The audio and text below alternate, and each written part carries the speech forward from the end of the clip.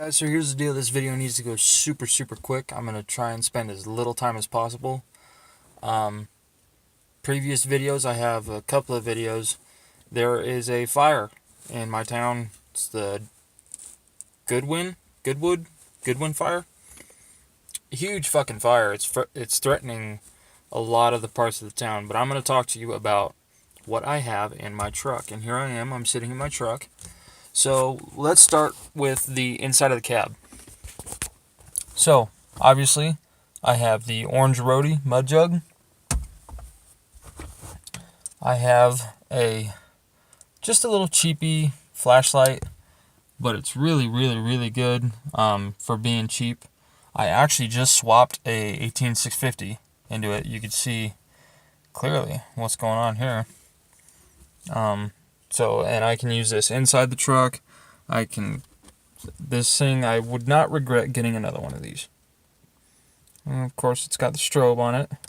The SOS. I kind of like the SOS feature, but I mainly use it for a light. Also, I got my binos, my Pursuit binoculars.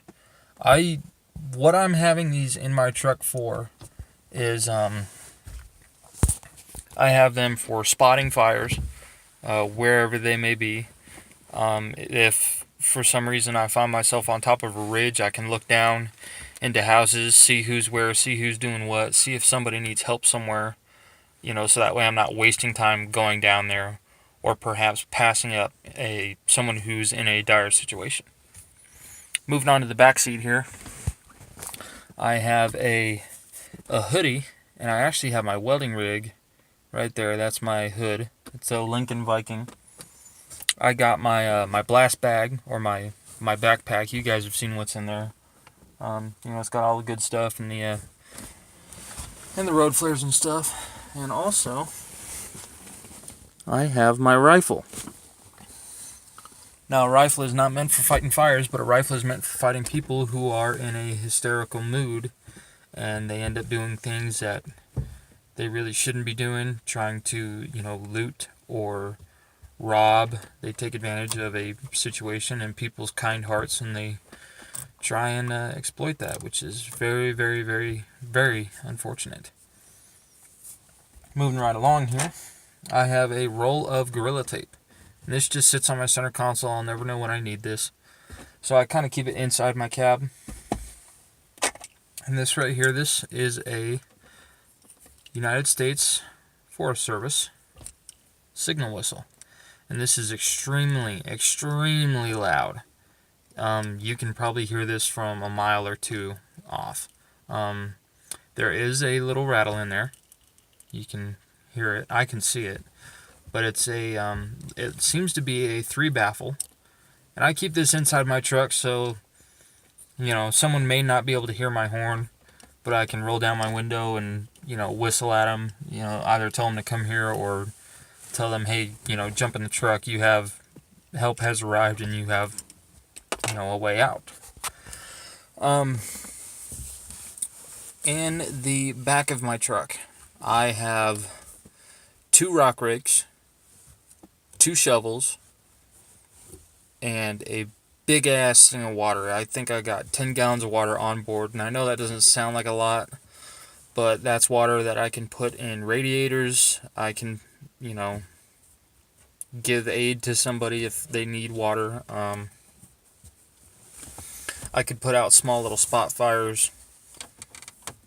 You just never know when you need water, and water is better than no water. In my toolbox, I have a couple of ratchet straps.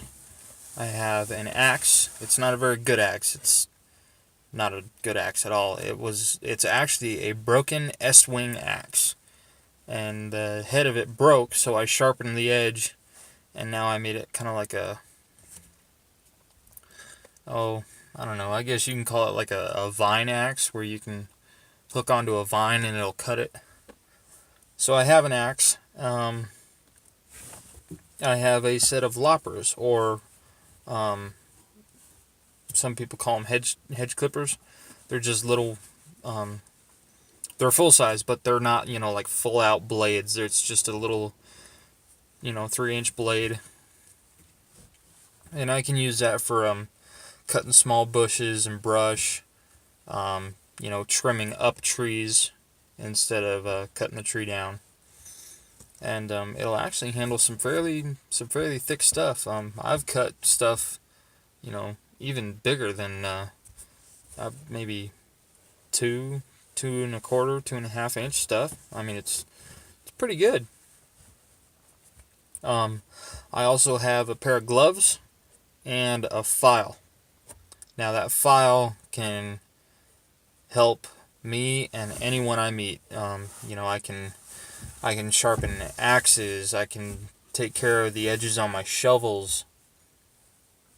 I can just make sure that stuff is really, really squared away with that one file. So, as you can tell, my civilian fire skills, as far as my equipment, needs to be improved upon. Things that I would like to have. Definitely, for sure, a McLeod and a Pulaski. Those things I would give my left nut for a McLeod or a Pulaski. My left nut, you give me a Pulaski. I'll give you my... Anyway. So, a McLeod and a Pulaski would be nice. A chainsaw.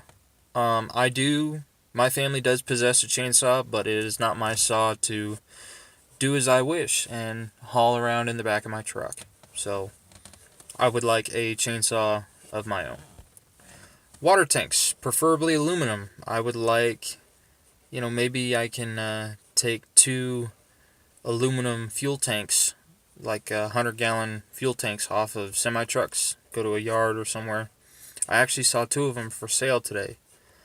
Take 2 of them, put them on some type of wooden skid, and load them in the back of my truck empty, and then fill them up while they're in my truck, so that way I'm not having to move all that water around. And so that would be nice, just to have more water on board.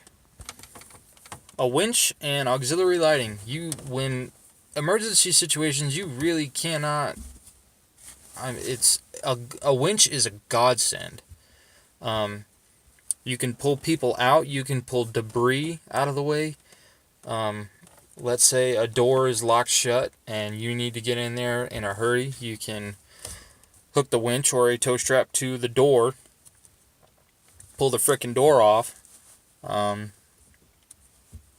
It's just a really, really, really handy tool. As well as auxiliary lighting. Lighting would be a nice thing to have. My perfect setup would be a windshield bar, a light bar, and then a bumper bar, a nice, a spot flood combination bumper bar, and then spotlights, spot pattern lights on the bumper going out. That would be nice. Well, not necessarily going out, but as well as kind of all around my field of view to the front of the truck. One thing that I also think would be rather nice to have is aftermarket front and rear bumpers. Something like a ranch hand or Iron Cross or Road Armor. Preferably ranch hand, because as far as I'm concerned, that you can just look at the product and you can tell that they offer maximum protection on the front of your vehicle and also the rear. Now, the uses for aftermarket bumpers are endless. Hold on, let me turn my lights back on. It's just endless what you can do.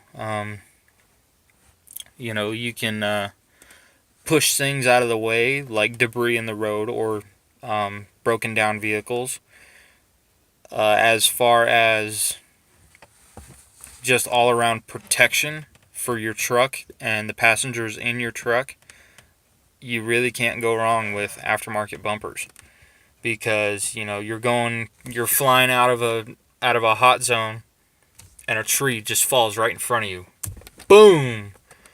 Well, odds are, if you have a good enough, the manufacturer of your bumper is of quality, your truck should be able to drive out of there. Will it be in the best shape? Probably not. It'll probably be totaled, and it'll probably have frame damage. But as far as still having a vehicle to get out of a dangerous situation, you will still have one. So, lights, Pulaski McLeod, chainsaw, more water, and bumpers and a winch. These are all things that would behoove you to have. And the good part is if you have a crew of guys, I have a pretty regular truck, so I have some tools. Let's say this guy over here has a Pulaski, and that guy over there has a McLeod. Well, there's 3 guys right there. And then let's say that rancher over there, he's got, nice big bumpers and a big diesel truck so he can move stuff out of the way for us. And that guy over there, he's got a winch on his Jeep. So now you have a formidable force. You're not in bad shape. So, I really, really hope that I don't have to use any of the things that I possess to respond in an emergency. But should the day come where I do not get to choose what happens, I know that I will have a few things up my sleeve to get me out of a pinch. As always, guys, go check out my Instagram, sticker_bomb_everything, sticker bomb everything. Subscribe, like, comment. Please comment, guys. It really means a lot to me when you comment. Even my hate comments, I think I have only 2 hate comments. But even my hate comments, I'm like, hey, I'm getting feedback. I'm getting something. So always like, comment, share, Instagram, sticker bomb everything. And yeah, that's it, guys. It's fire season. Got to stay on your toes. All right, I'll see you around.